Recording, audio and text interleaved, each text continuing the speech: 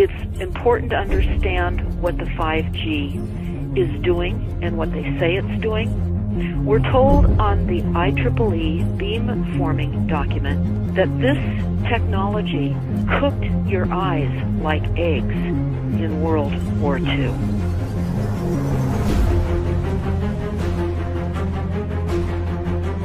And you all need to understand these are military weapons. These are assault frequencies.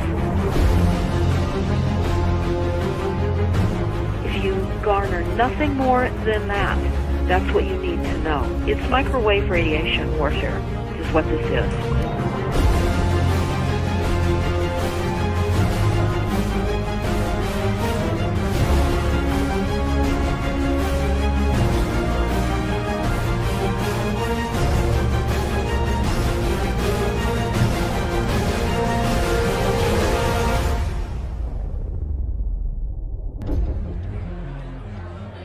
Ladies and gentlemen, please join me in welcoming to the National Press Club Federal Communications Commission Chairman Tom Wheeler. It's an honor to be here at the National Press Club.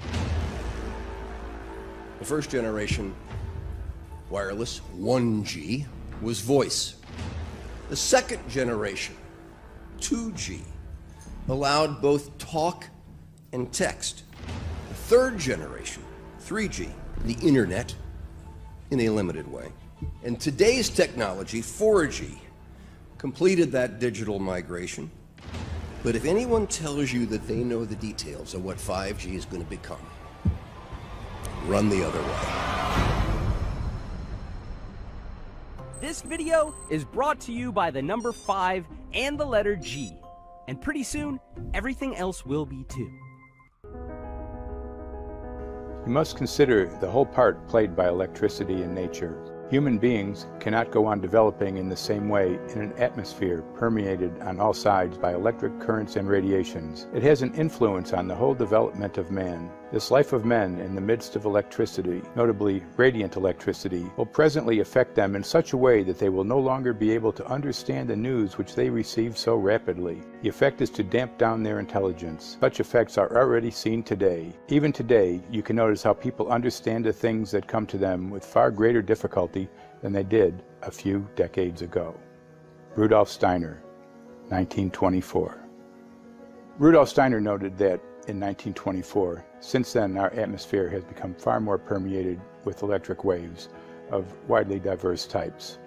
There's no doubt now that electric waves, electromagnetic forces, cause direct biological effects. There's thousands of peer-reviewed papers on this subject. There's no doubt about it. But what are these effects? How are they affecting us? What can we do about it?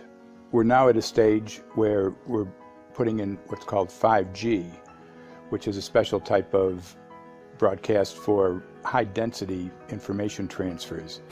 And it turns out that this is the same frequency bands that are used in crowd dispersal weaponry.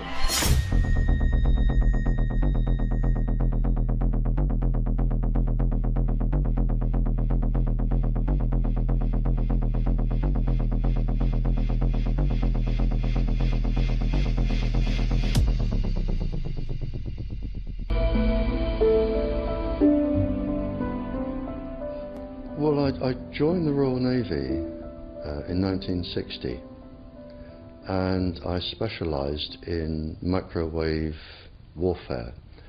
Radar, obviously, which uses microwave, but they don't just teach you radar, they teach you all about microwaves and other uses. So I understood about microwave warfare and how it can damage people, how it can harm people. Microwaves then were used as weapons, as they are today. It is a perfect stealth weapon, and when governments don't like a group of people, for instance the ladies who protest at Greenham Common in England about the American missile base they camped, they were microwaved. We microwaved Catholics in Northern Ireland to make them sick. It goes on all over the world. And it's a weapon that you don't know you're being targeted, because the dose is very, very low which is actually more dangerous than a high dose. It's very, very low, and it may take a year or two, but you can cause neurological damage and cancers with low-level microwaves, and you can make all your opponents sick. It's a perfect weapon for a government. Our impulses are being redirected. We are living in an artificially induced state of consciousness that resembles sleep. Their intention to rule rests with the annihilation of consciousness. We have been lulled into a trance. They have made us indifferent to ourselves, to others. We are focused only on our own gain. Please understand, they are safe as long as they are not discovered. Keep us asleep, keep us selfish, keep us sedated. Yes, 5G will connect the Internet of everything. If something can be connected, it will be connected in a 5G world. Hundreds of billions of microchips connected in products from pill bottles to plant waterers, requiring massive deployment of small cells. We won't wait for the standards. Now, to make this work, the 5G build-out is going to be very infrastructure intensive. We must reject the notion that the 5G future will be the sole provenance of urban areas. The 5G revolution will touch all corners, and that's damn important. The interconnected world of the future will be the result of decisions we must make today.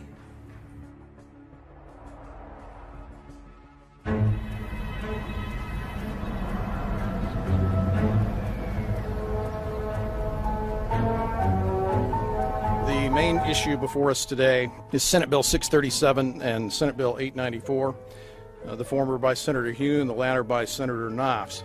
We're going to invite the first four witnesses in support of the legislation, and that would be John Jones with Sprint, David Lewis and Andy Emerson with AT&T, Neil Krevda with Verizon, and Frank Alcavetti Jr. with T-Mobile. So be straight with me. Is it true? It could be. No, well, come very, on. Very no few cases. Proof there at was all. an unfortunate really incident out in Iowa. situation. Look, gentlemen, practice these words in front of the mirror. Although we are constantly exploring the subject, currently, there is no direct evidence that links cell phone usage to brain cancer.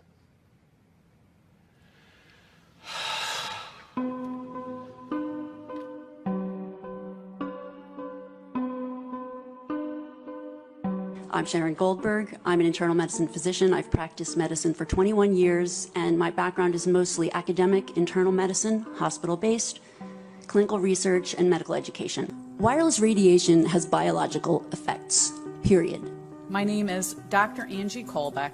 I've been reviewing the studies showing the impacts of wireless radiation on our health, and there are now thousands of studies showing the following adverse health impacts to wireless radiation: cancer, oxidative damage, DNA failure. Things like memory, dizziness, anxiety, brain fog. Headaches, nosebleeds, cognitive problem, exhaustion. We have evidence of DNA damage, cardiomyopathy, which is the precursor of congestive heart failure. Short and long-term memory loss, decreased attention spans, lower reaction times, even involuntary contractions of muscles causing misalignments of spines and jaws. We are seeing increases in brain tumors. We're seeing increases in Alzheimer's. We're seeing increases in all of the neurotransmitter diseases, ALS, Lou Gehrig's disease, Parkinson's. These are all disease systems that are known to be associated with low-level energy exposures. We talk about 24/7, around-the-clock exposure, wherever you are, and your whole body. You never get away from it. And it seems from our studies that maybe your immune system can cope with for a time, but it will deteriorate. Then the irradiation will definitely damage cells at a deeper level, and the question is what will then happen? These are out of peer-reviewed papers, so these are not just hypochondriacs thinking that they're doing it. We're having real problems with this. This is no longer a subject for debate when you look at PubMed and the peer-reviewed literature. These effects are seen in all life forms: plants, animals, insects, microbes. So 5G is not a conversation about whether or not these biological effects exist. They clearly do. There is scientifically evidence that is so strong that you can be certain that the standards used by the SCC to manage health effects are wrong. We need to start measuring how much radiation are people being exposed to before we roll out 5G. There are 4 kinds of electromagnetic fields that we know are harmful to human health. So radio frequency radiation, magnetic fields, dirty electricity, and electric fields, okay? Our exposure, any given person, and all humans are affected by EMFs. What is our exposure in a day? It's not one cell phone. It's cell phones, it's multiple wireless networks, it's smart meters, it's cell towers. It's this sandwich, and it all adds up. The data we're going to look at are all published science, testing results, or public standards. At the bottom end of the radiation scale of what's called power density, or signal strength, is the minimum level at which cell phones will work, which was found to be 0.2 billionths of a microwatt per centimeter squared.